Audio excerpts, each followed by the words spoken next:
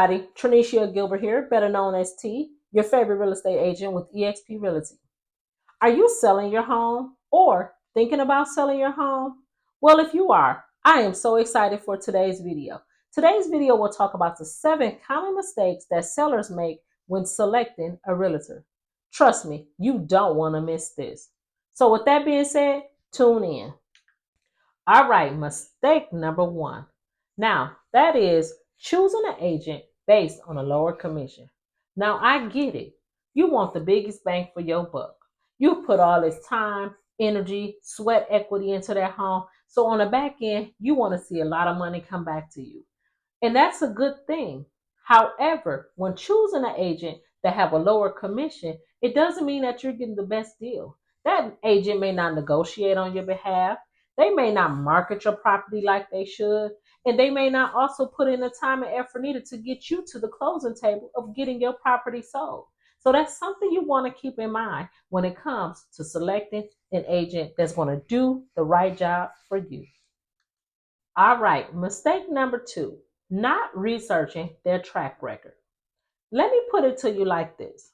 When you think about it as if someone like yourself is going for a new job. That new job is going to ask that you submit what we know is called a resume. During that resume, it will list a whole host of all of the things that you've done in your previous job. It's going to talk about your experience. It's going to talk about how you manage things and a whole host of other skills that make you the best candidate for the job. So with that being said, you want to make sure that you're picking an agent that can get you to that closing table and get the job done. You want to make sure that they line up exactly with what your goal is, which is again, selling your home. So before I get to number 3, I ask that if you find any of this information valuable, that you will like, comment, and continue to subscribe. That way, this information continues to get pushed out and I'm able to continue to provide very valuable information for you in the real estate department. Next is number 3. Okay, on to mistake number 3. Ignoring their marketing strategy. Yes, I said ignoring. If your real estate agent does not have a marketing plan for how they plan to help you sell your home, that is a huge problem. Any agent could put your home on the MLS in hopes that someone will see it, buy it, and be okay. However, you want to make sure that you have an agent that is doing everything possible to get your property sold. So what do I mean by that? Do they have a strong online presence?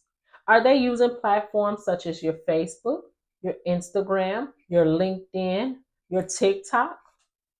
Do they have a YouTube channel where they can highlight your property in hopes that other people will continue to see it? Are they reaching out to other people or other agents, I should say, in their brokerage to see if they have buyer clients looking for that specific property? You want to make sure that they're sending out flyers and a whole host of other things, as well as the things that I mentioned, to make sure your property gets sold. That is why it's also important to make sure that you're able to sit at that table with that agent to make sure you guys both are on the same path. Because if not, you could be costing yourself time, energy, and money. Stay tuned for point number 4. Next up is mistake number 4. Not asking for references. Now, this goes into the point that I made earlier about that resume. People who have references can tell you what that agent was like, or I should say in this case, reviews.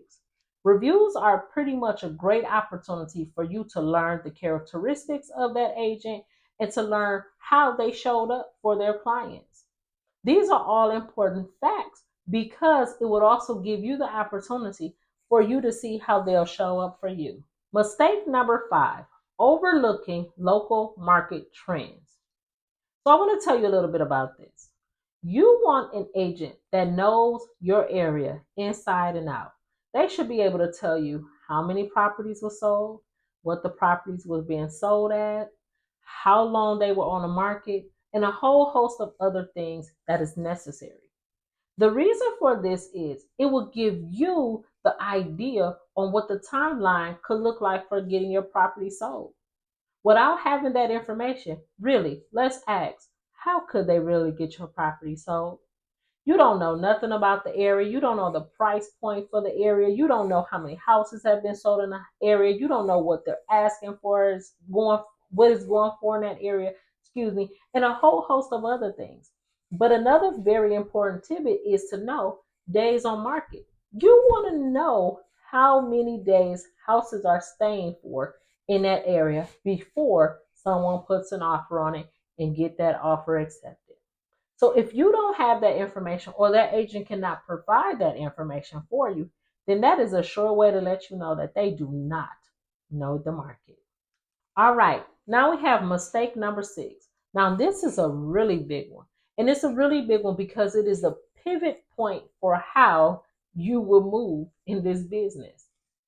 Without knowing how to communicate and what type of communication style your agent has, it makes it hard for both you and that agent to work together.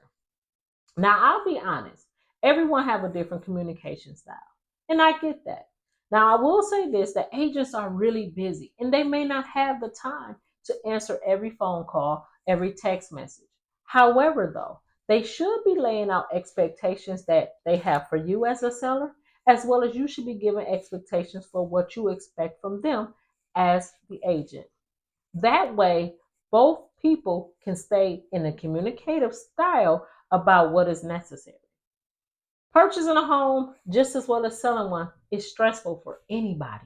So the last thing you need to worry about is who dropped the ball on what didn't go through on time, simply because one person or another did not communicate effectively. So with that being said, it is very, very important. And that is why it is on the top of my list. Finally, and yes, I said finally, although I do have another bonus one for you, is being able to find someone who is tailored to your personality. You don't want to make the mistake as a seller and just getting someone based off of personality. So I'm going to give you an example. Just because someone is charming doesn't mean that they're the right realtor. If they don't have the negotiation skills, the personal skills, the people skills, and all of the other host of skills that even match with you, then what point would it be for you to hire them? You need somebody that may be a little more tailored to your liking.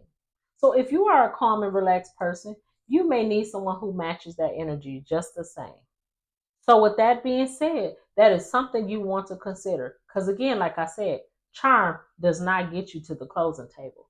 Someone who knows what they're doing, have a heart for what they're doing, and is serious about the goal, which is getting you to a sold home, that's what's most important. So with that being said, I have one last bonus tip that I would like to give to you. Stay tuned. All right, and like promised, here is my bonus tip. And I think it's a really good tip to keep in mind. You do not want to rush this process. Now, I don't know what it was like for you when you were buying a home, but if you're anything like me, you didn't rush the process. You took your time. So, with that being said, do the same on the selling end.